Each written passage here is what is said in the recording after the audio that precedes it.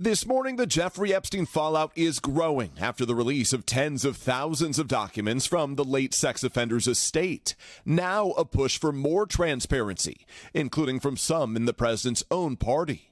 I don't think this is going to go away, and as a moral principle, I think they ought to release the records. President Trump, for the second straight day, ignoring questions about their friendship.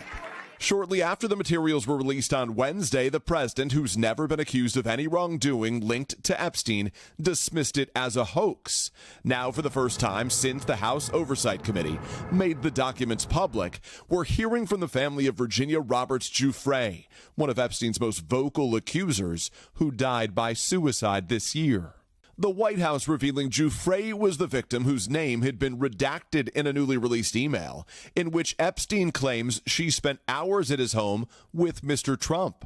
Giuffre's brother, Sky Roberts, speaking to NBC's Hallie Jackson about her name being revealed. I just want to remind President Trump and the White House that survivors are not political toys. Giuffre never accused the president of wrongdoing, and in her posthumous memoir said Mr. Trump couldn't have been friendlier. The new documents also show the depth of Epstein and Trump's bitter falling out. In this 2018 exchange, Epstein suggesting he had potentially damaging information on the president, writing, "It's wild because I'm the one able to take him down."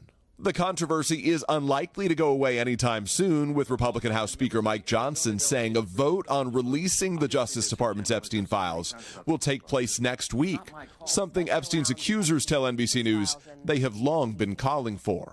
We are representing survivors that have never had a voice.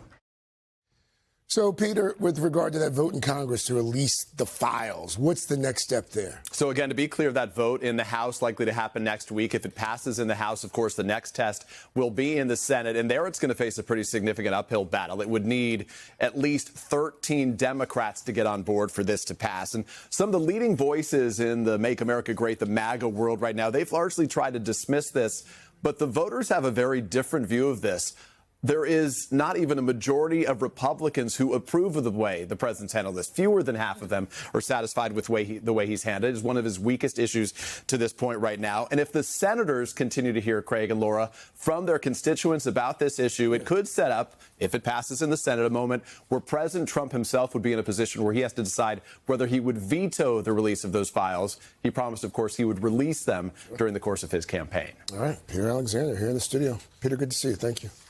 Hey, thanks for watching. And don't forget, you can catch the Today Show every morning on NBC or take Today when you're on the go. Just follow the Today podcast on Apple Podcasts, Spotify, or wherever you listen.